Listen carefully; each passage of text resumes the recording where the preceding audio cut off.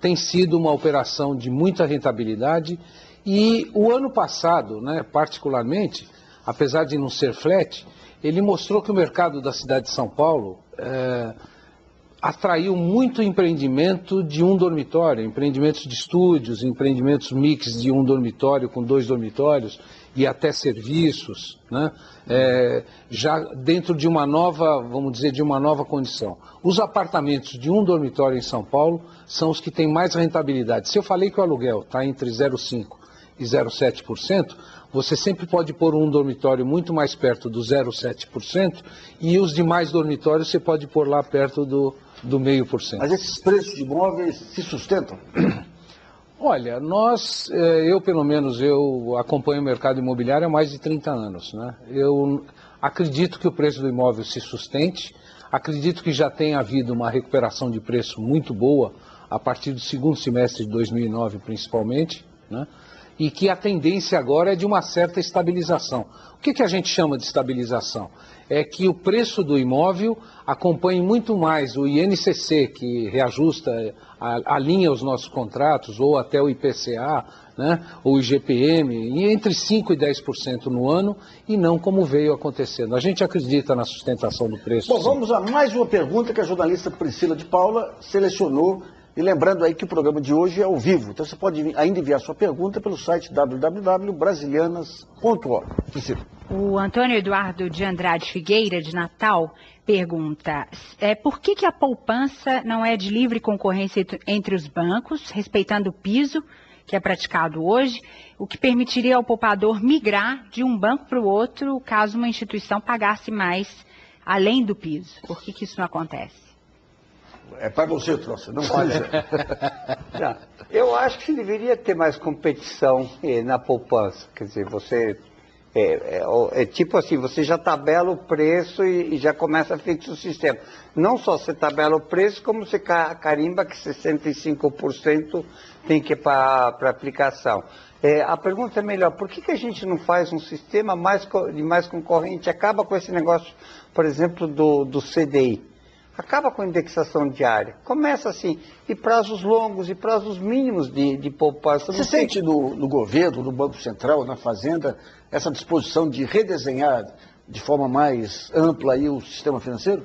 Eu acho que não, e eu acho que é isso que está faltando. Essa discussão que a gente está tendo agora por conta dos spreads, você para e pensa, como é que a gente preserva aquela discussão que a gente teve antes, né?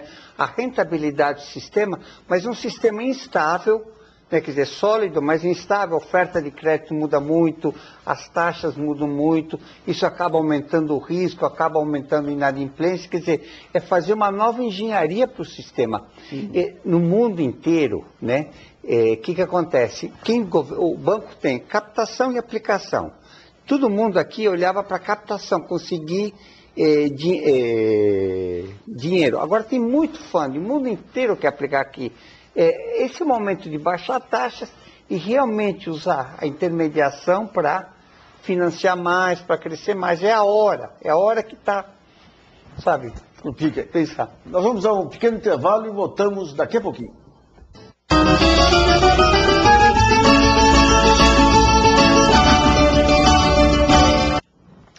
Voltamos com Brasilianas.org, discutindo hoje as relações entre poupança e queda de juros. Recebemos em nosso estúdio o economista Roberto Trossa, que é ex-economista-chefe da Febraban, e o economista-chefe do Secov São Paulo, Celso Petrucci. Nesse último bloco do programa, nós vamos debater as novas formas de captação aí, alternativas à poupança. Eu queria ver com o Petrucci, a poupança, você mesmo falou que já está batendo no limite de utilização para o sistema financeiro da habitação. Que outras ferramentas, que outras formas de captação que o setor imobiliário tem como alternativa, se esgotando esse limite da poupança? As principais que estão em uso são o certificado de recebíveis imobiliários, né? Explica para o nosso telespectador e onde que ele pode adquirir isso aí. Os certificados de recebíveis imobiliários, ele ainda não tem, vamos dizer, uma aquisição a público assim, foram poucos os lançados em rede bancária, né? Mas o certificado de recebível imobiliário nada mais é do que aquele fluxo do financiamento futuro, né? que ele é empacotado por uma securitizadora e isso é colocado no mercado. São as compras de CRIs. A outra forma que você já citou durante o segundo bloco, que é a questão dos fundos de investimento imobiliário, né? E um dinheiro que eu ia colocando, que deverá chegar, e que tem muito a ver, vamos dizer, com a questão imobiliária, com financiamento em 10, 15, 20 anos, que são dois tipos de recursos no Brasil que ainda são muito aplicados em títulos do governo e em renda variável. São os recursos de fundo de pensão, né, que hoje parece que já estamos falando aí algo em torno de 550, 600 bilhões de reais em ativos, e os recursos de reservas técnicas das companhias seguradoras, né? Esses recursos, no mundo todo, né, uma parte deles é trazida para o mercado imobiliário, né, pela própria, vamos dizer, ligação que existe entre isso e o desenvolvimento e a riqueza das pessoas e dos países. E esses lastros imobiliários acabam sendo uma boa aplicação para esses fundos de pensão e para essas reservas técnicas. No Brasil isso ainda não é, não é usado. A renda fixa é muito alta? Eu tenho a impressão que sim. Né? Ou seja, se você a taxa de juros elevada distorceu todo se você o perfil. pensar, né, os próprios bancos, né, a gente estava comentando aqui, quer dizer, a lei do Sistema Financeiro Nacional, ela vem de 1964, como a lei da própria criação do BNH, a lei 4.380, até há pouco tempo, os bancos e todos os ativos de quem é detentor desses ativos, administra esses ativos, ele estava muito mais aplicado em título de governo do que em qualquer outra aplicação. Quer dizer, é muito recente essa redistribuição de recursos dos ativos dessas instituições. Doutor, quer dizer, quando se fala em longo prazo, assim, financiamento de longo prazo, setor imobiliário e outros, você acha que tem que haver um papel específico para o setor imobiliário, devido às características dele, os recebíveis e tudo, ou se pensar só em financiamento de longo prazo, independentemente das características de cada setor? Bom, a primeira coisa, quer dizer, financiamento imobiliário, quer dizer, um imóvel, uma excelente garantia de crédito.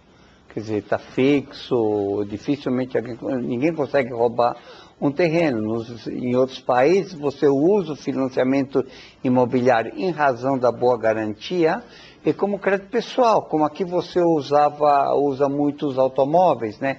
Você tem espaço para fazer isso. Quer dizer, quando a gente vê o volume de financiamento imobiliário, muito é isso. Quer dizer, você tem que ter uma autoridade que olhe o financiamento como um todo e vê, acompanhe se você não tem falhas como você pode ter. Quer dizer, ele não mencionou, mas outra coisa importante no financiamento imobiliário é o custo de transação.